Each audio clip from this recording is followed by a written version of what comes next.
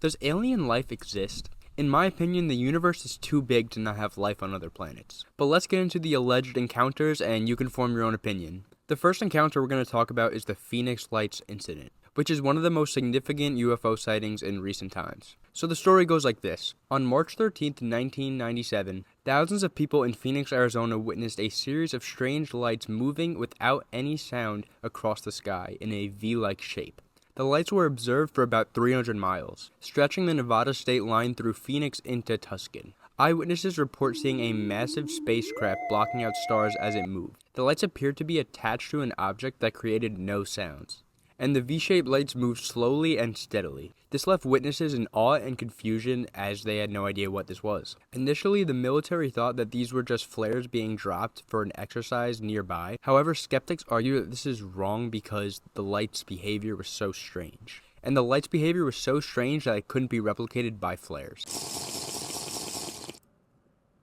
Theorists claim that this was either a UFO or an experimental military technology, which would be very interesting. And despite numerous investigations into the Phoenix Lights, nothing has been concluded, and we have no idea what it was. So yeah, just a really interesting case. Now let's dive into the Betty and Barney Hill abductions. So the case of Betty and Barney Hill is a strange one. On the night of September 19th, 1961, Betty and Barney Hill were driving home from a vacation in Canada. Then they encountered a strange bright light in the sky in New Hampshire. As they continued to drive, the light kept following them, and eventually it got so close to reveal to the couple that it was a disc-like shape. Barney was really curious and uneasy, so he stopped the car and took out his binoculars. And on a real note, who the carries binoculars? What the f?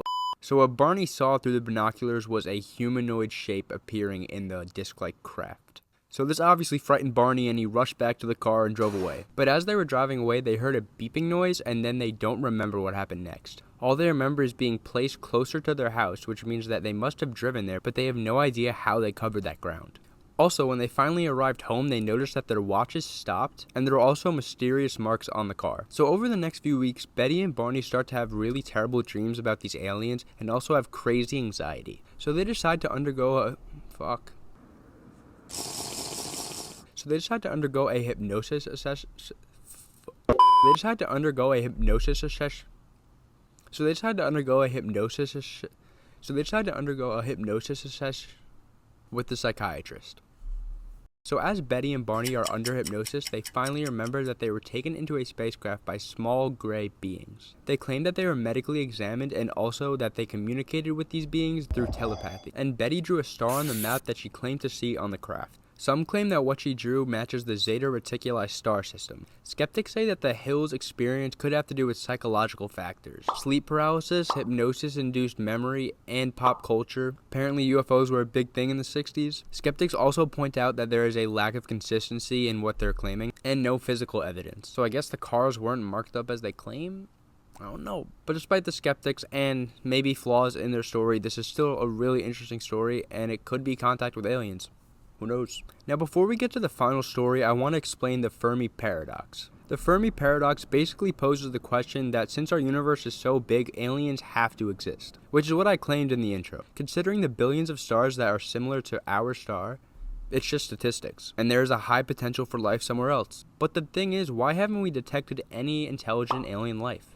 Some scientists claim that interstellar communication will be extremely hard and maybe even impossible, and that's why we will never come into contact with aliens. There is an immense distance between stars, and the technology would have to be insane. Also, some aliens might not want to be detected, but I do think that statistically, maybe we won't find aliens ever, but they do exist out there. But now let's get into the final case. Now let's talk about the Rendlesham Forest incident. So the story starts in 1980. U.S. military that was stationed in RAF Woodbridge reported encountering strange lights for several nights while being in the forest. Witnesses report seeing a small triangular craft with strange symbols on it. One of the witnesses even touched the craft and then sketched the symbols onto a piece of paper. A deputy base commander lieutenant decided to perform an investigation. He also made audio recordings of his observations. He described flashing lights and a glowing object moving through the forest. Skeptics claim that this light was formed by a nearby lighthouse, or maybe it was even just a misinterpretation of a natural phenomenon, or maybe it was just simply the stress and fatigue that the military was going through to make them see things. Like the previous case, this one also has inconsistent eyewitness testimonies.